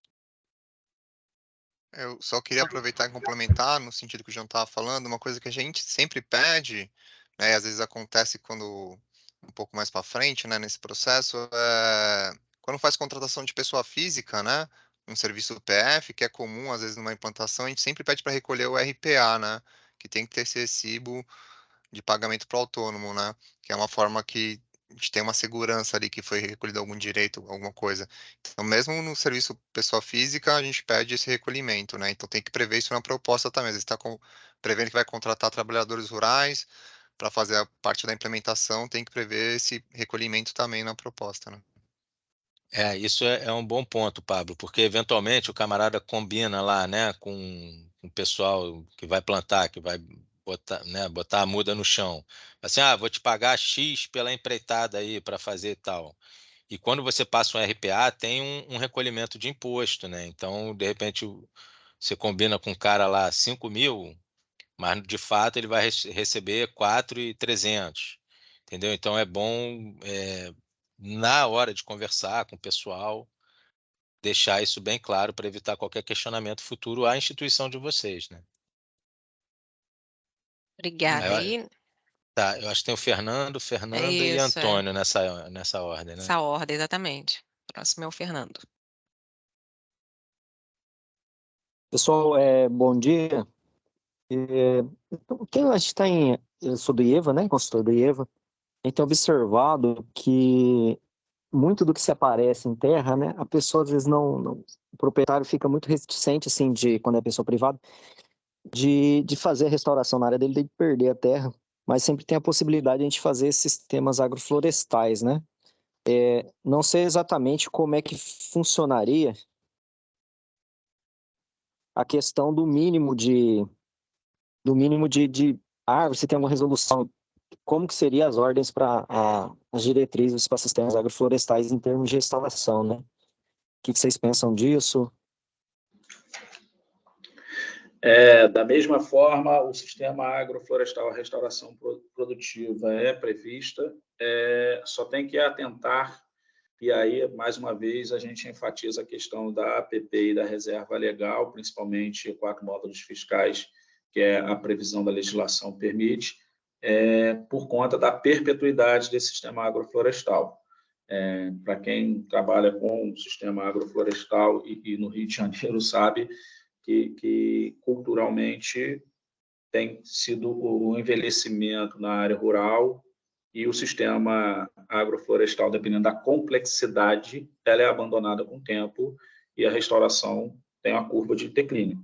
Então, assim, pensar bem no perfil, mas é permitido, pensar bem na área, porque depois ela não vai poder fazer a conversão da área, tem que atender a resolução. Então, vai ter que ser um sistema agroflorestal com o florestal. Né? Então, assim, por isso que a gente tem essa indicação das áreas de APP reserva legal até 4 módulos fiscais e acima de 4 módulos fiscais na área de reserva legal, que a gente sabe que pela legislação não vai poder ser suprimido em sua totalidade, mas há a previsão. E aí tem as resoluções INEA também previstas para isso e a resolução 143 também como indicador.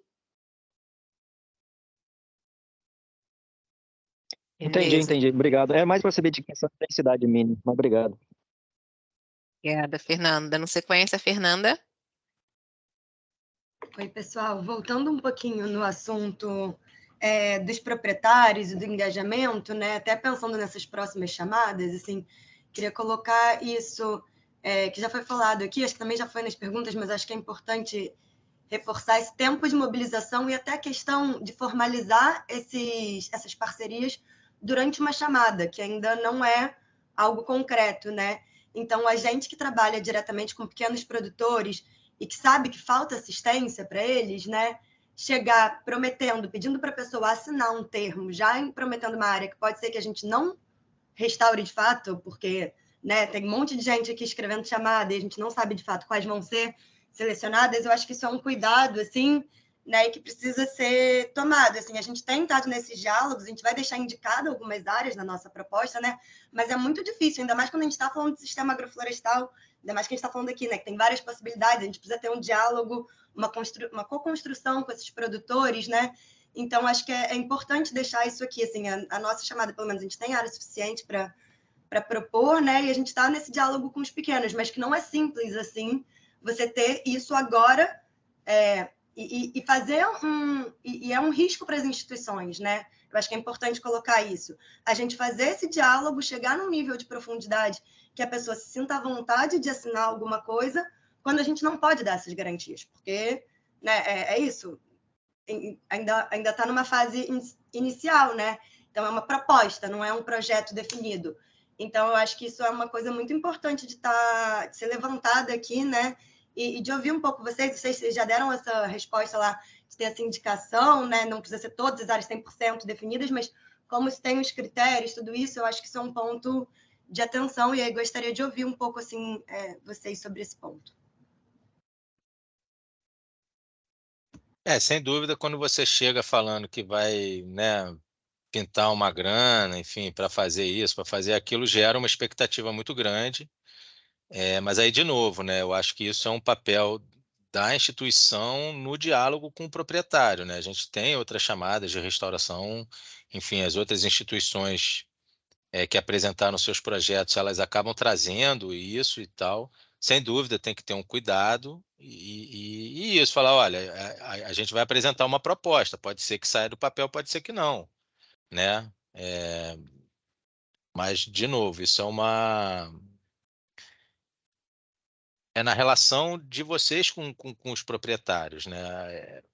Vai desse cuidado que, sem dúvida, é fundamental que exista, mas a gente também não tem muito como fugir disso, né? Porque no nosso papel, como o Telmo falou, a gente é acompanhado pelo Ministério Público, né? Enfim, por instituições que a gente também precisa dar uma garantia de que esses resultados que foram pactuados entre a Secretaria, entre o Ministério Público, entre, né, todos os envolvidos, vão ser alcançados. Então, eu compreendo a sua preocupação, Fernanda, e assim, sou solidário a ela, mas, no entanto, também eu preciso colocar esse papel institucional em que nós também temos nossas obrigações frente àqueles que disponibilizaram esse recurso, que viabilizaram que eles existissem, né? Então, eu acredito que seja muito papel da instituição na prospecção de áreas de ter esse cuidado, assim.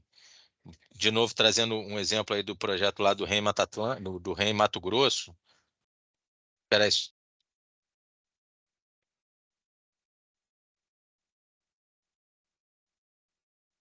A gente tem projeto. Espera aí só um minuto.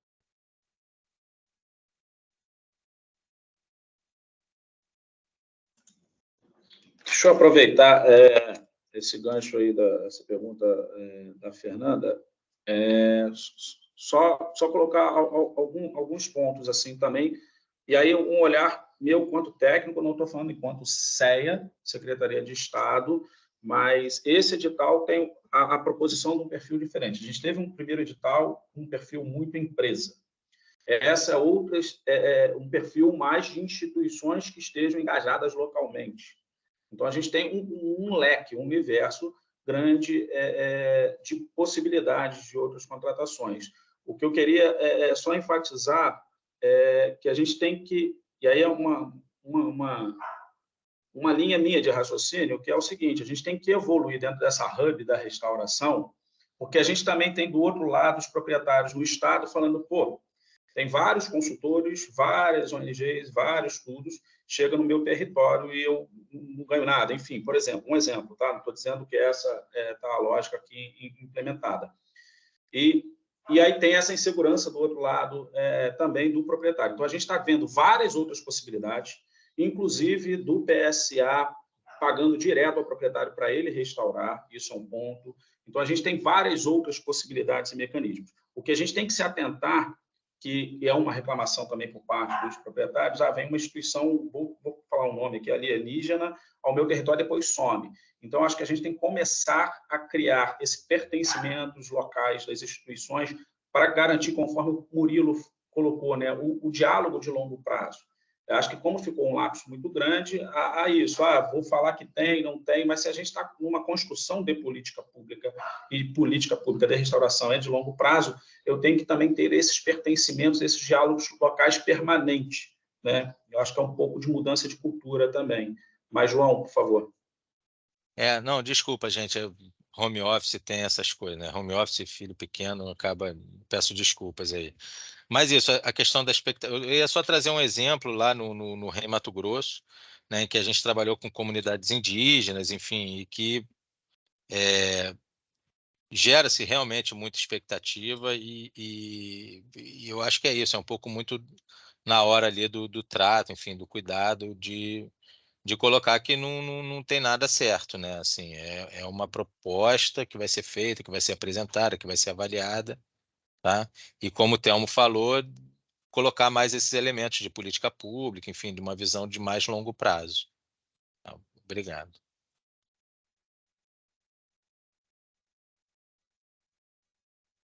Eu acho que agora é o Antônio, é isso? Antônio. Eu gostaria de perguntar ao João Ferraz, falou sobre o prazo foi postergado devido a algumas inconsistências. Essas inconsistências foram apontadas, estão lá no site? Sim, era coisa somatória de planilha do Excel ali, enfim, do anexo, e foram apontadas pelos proponentes de projeto, a gente corrigiu, disponibilizou, tá? Já está atualizado lá no site. E exatamente por conta disso, como a gente resolveu postergar para dar tempo, enfim, das instituições poderem adequar suas propostas sem prejuízo na qualidade delas. Tem o anexo específico, João? Jéssica, eu vou pedir tua ajuda aí nessa. Eu acho que era o anexo... Era do CFF, né? Do Jota, né? Era do CFF. Né? Isso. Ok, obrigado. Nada. Bom, a próxima a fazer pergunta aqui é Débora. Bom, o que eu entendo sobre o termo de anuência, que realmente é uma questão, eu acho que todos vão viver a mesma experiência, porém, quem está se relacionando territorialmente, né, a instituição que estiver mais próxima da localidade, provavelmente vai ter construído já esse relacionamento, né, e para outras proposições, outras propostas, também vai ser facilitador para conseguir ter uma proposta mais adequada àquela região. Então, eu entendo mas realmente é uma questão de tempo, né, para fazer essa negociação, para fazer essa evolução. Mas eu queria tirar uma dúvida a respeito do cronograma físico e de entrega da proposta. Nós temos 4 anos de projeto. Até que nível de profundidade o projeto executivo precisa estar nessa proposta, né? Levando em consideração que ainda vai ter um período de plano e que a gente precisa entender aquilo que se espera dessa profundidade. Não sei se fui genérica na pergunta, mas eu queria tentar compreender qual o nível de detalhamento que a gente precisa para fazer essa proposta.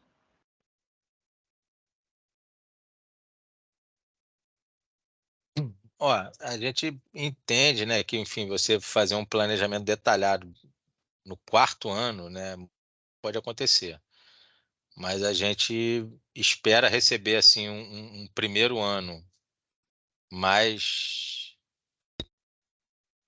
esmiuçado, né? É claro que vai ter um plano, né? Se eu não me engano, no primeiro primeiro semestre tem um plano que vai ser apresentado, né, junto.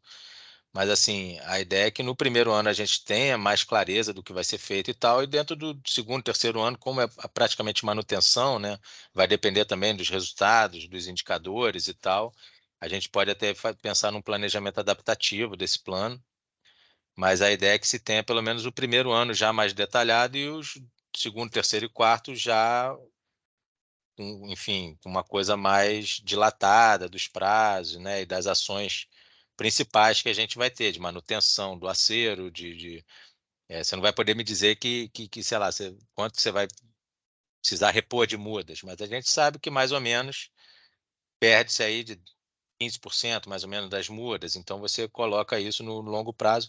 E uma coisa que eu acho muito importante, gente, principalmente considerando 48 meses de execução de projeto, joga no ano 2, no ano 3, no ano 4, um percentualzinho de inflação aí, pega o IPCA, faz uma sominha ali, some, diminui, noves fora, parará, joga aí entre 5% e 10% de um ano para o outro no custo de mão de obra, no custo de material e tal, para que a gente tente evitar o máximo número de aditivos financeiros nos projetos. Eu sei que é difícil a gente prever a inflação daqui a 3 anos, mas já considero um índice aí, né?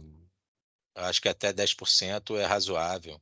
Entre 5% e 10% é um índice razoável de inflação para a execução do projeto, né? Antônio.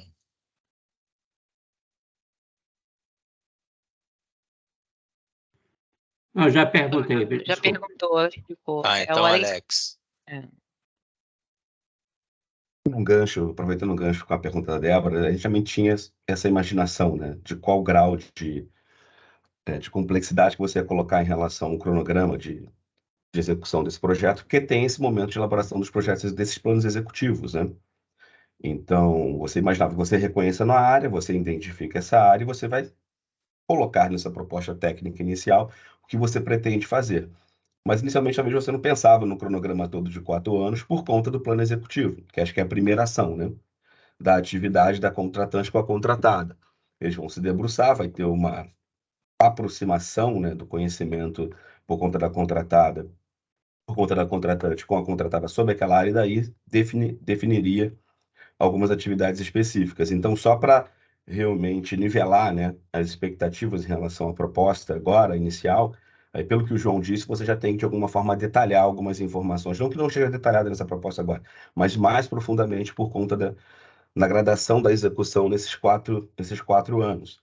Aí, e aproveitando atrás, porque vocês estão querendo fazer realmente o uso desse ano agrícola, desse ano de chuva agora, né, para execução.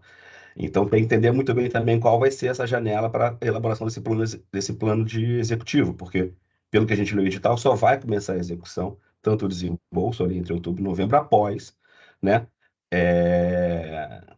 firmar, e está tudo muito claro, esse plano executivo entre a contratante e a contratada. Então, para ver o tempo hábil realmente, desde a contratação ao desembolso e a execução em campo, tentando, se prevendo aproveitar esse ano agrícola agora, né? Esse período de chuvas.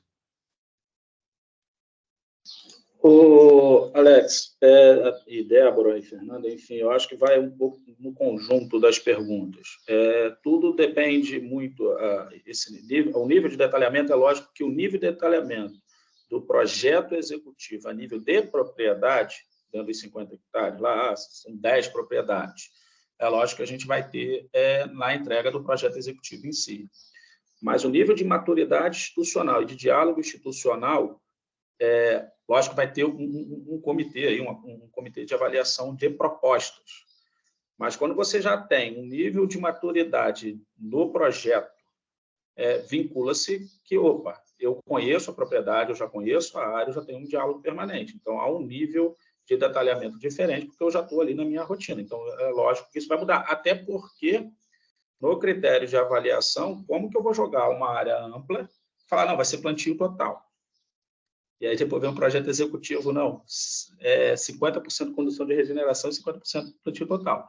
Então, tem que ter pelo menos uma previsibilidade do macro ao micro da proposta que está sendo colocada em termos até do tipo de técnica a ser implementada. Não é também um tiro lá no escuro ou algo muito macro, né? Porque isso também é a forma de análise de envolvimento no território da instituição também. Por exemplo, se for 1, 2 propriedades, você tem um nível de detalhe até maior para apresentar uma proposta. Então, isso vai depender, creio eu, de cada instituição aí.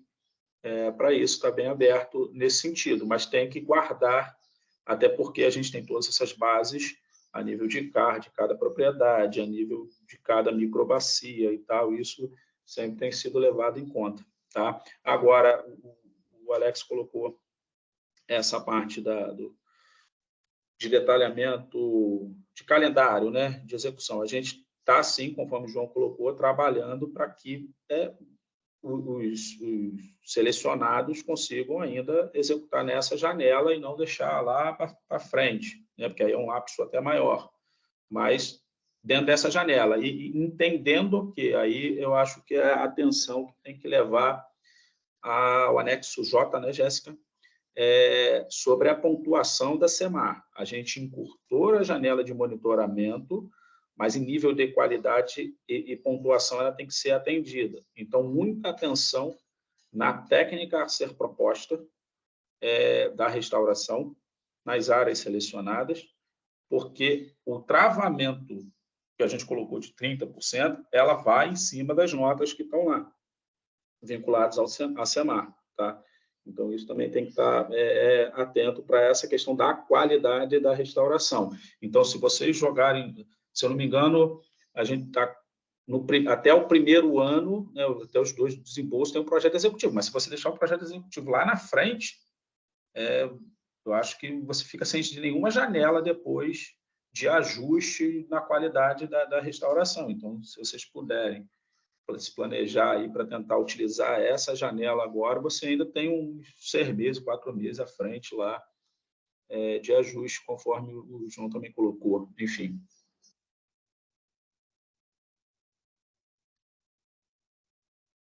Maravilha, obrigado, Thelma. Tem uma pergunta no chat aqui será necessária a anuência de órgãos gestores municipais, estaduais e unidade de conservação? Sim. Sim. É da mesma coisa do proprietário, unidade de conservação também. Tá?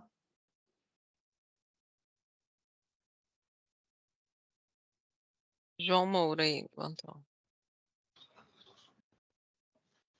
Oi, bom dia, gente. Eu vou voltar um pouco nesse assunto sobre o projeto executivo e os prazos que estão relacionados a isso, porque no edital está definido que a implantação só pode ser iniciada após a aprovação dos projetos executivos, certo? E agora, na tabela de tempo corrigida, a gente tem ano 1, 2, 3 e 4. A gente tinha ano 0, 1, 2, 3 e 4. Então, a minha dúvida é o seguinte... já está contando, vamos supor, a instituição entrou, assinou o contrato, já está contando o tempo e o projeto tem que ser avaliado para ser iniciada a implantação, né? Se isso demorar mais, como vai ser feito essa avaliação do projeto executivo? Se a avaliação foi submetida e demora, né? Não, então, a mesma janela de prazo que a gente tem que fazer a vistoria é a mesma janela de prazo de avaliação de projeto, tá? Dentro dos dias corridos ali. A nossa intenção é tentar avaliar aí 10, 15, no máximo 20 dias o projeto executivo. Tudo vai depender da quantidade de projetos que chegar junto e da quantidade de propostas elencadas junto, né? Só para vocês entenderem, a primeira fase, a gente, com as executoras da primeira fase do Floresta do Amanhã, como estavam chegando ao mesmo tempo todos os relatórios, não é nada humano, 314 hectares em 10 municípios, em 20 áreas diferentes, a analisar para a equipe. A gente, além de ampliar a equipe, a ideia é a gente tentar também construir esses calendários, após a assinatura dos contratos, esses calendários das entregas, porque não adianta chegar a uma enxurrada de 20 projetos executivos ao mesmo tempo para 20 dias, 5 pessoas analisar, por exemplo, tá? Mas a ideia é a gente conseguir casar em tempo hábil, dar o retorno, e, lógico, o projeto executivo seguindo o que está na resolução. Obrigado, Thelma. Valeu. Bom, não temos mais perguntas aqui, né? Acho que aí a gente também está se encaminhando para o encerramento. Vale lembrar aqui, pessoal, né, que as dúvidas elas vão até a próxima segunda-feira, né? Apesar dia 7 de agosto, as propostas é até dia 13, é um domingo, tá? Então, até a próxima segunda-feira. Depois disso, né, mesmo que fique aí esse tempo dessa semana ali com proposta aberta, nós não iremos mais responder perguntas que seja recebida após esse tempo, tá? E pedimos também para sempre ficar de olho lá no portal, né, que sempre está atualizando. Perguntas que chegam, né, de outras pessoas podem ser, né, de cada um de vocês, então a gente sempre tem esse cuidado de sempre estar subindo, atualizando as perguntas que chegam no portal. Inclusive, esse último mês, né, a gente fez uma atualização do anexo J, que é justamente o critério de avaliação e cronograma de desembolso, que foi discutido aqui.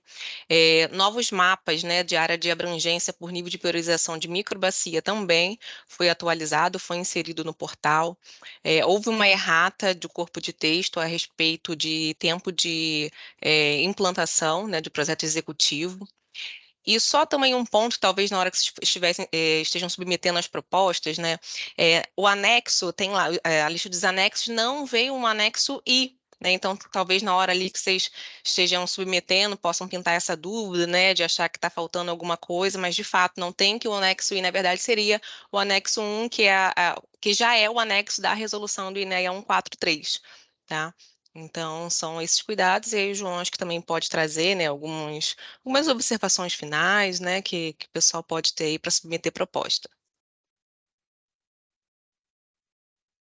Eu acho que é isso, gente. Eu agradeço a presença aí de todos e de todas, as dúvidas, enfim, como a Jéssica colocou, nós temos aí até a próxima semana, né, para esclarecer dúvidas que ainda surjam, porventura persistam. Desejar boa sorte a vocês, que a gente receba, e para a gente também, né, Temo, que nós recebamos projetos bem bacanas aí, que a gente consiga, enfim, cumprir com os nossos objetivos. E só relembrar, assim, que aqui dentro do Fumbio, a gente chama esses projetos, né, que são selecionados em chamada de contratos de apoio, né? Então, a gente pensar sempre no estabelecimento dessa parceria, né, com as instituições proponentes, enfim, para a gente construir uma parceria sólida, né, de fato, para que, como o Telmo falou, as políticas públicas, as áreas de restauração, enfim, que esse é o objetivo maior de todos nós aqui, né? Problemas de execução, enfim, sempre tem no meio do caminho, né? Se projeto fosse uma coisa que rodasse sozinha, não ia precisar de gerente. Mas, enfim, eu desejo boa sorte a todos vocês, e que a gente receba propostas de alto nível, como eu imagino que sim, pelas dúvidas e tal, pelas pessoas aqui, e que a gente consiga fortalecer essa parceria pela restauração aí da nossa tão combalida Mata Atlântica, tá? Telmo, palavras finais aí, fica à vontade.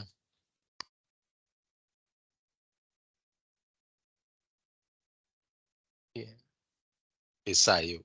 E caiu, peraí. Tá voltando, peraí. Desculpa, gente, apertei errado aqui. Mas faço minhas palavras também do João. Eu acho que vocês estão tentando, assim, né? Nós queremos boas propostas, bons parceiros, porque, querendo ou não, é um contrato de médio prazo, né? São 4 anos. Então, assim, não só da parte de vocês com a gente, mas também pensando os proprietários, pensando o território como um todo e o objeto final, né, que a gente ter, de fato, a restauração dos ecossistemas na Mata Atlântica no nosso território. Mais uma vez, o Floresta da Manhã está se tornando uma vitrine, não só a fase 1, é essa fase também. Então, assim, o cuidado, o zelo, que eu acho que todos aqui possuem, e ter esse olhar também de construção dessa política pública em parceria. E boa sorte a todos, estamos aí à disposição também.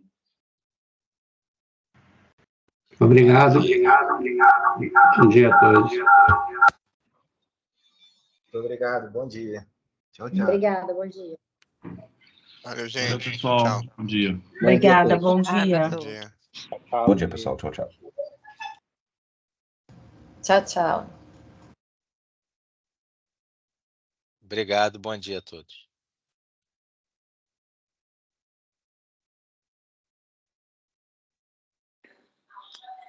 Bom dia a todos.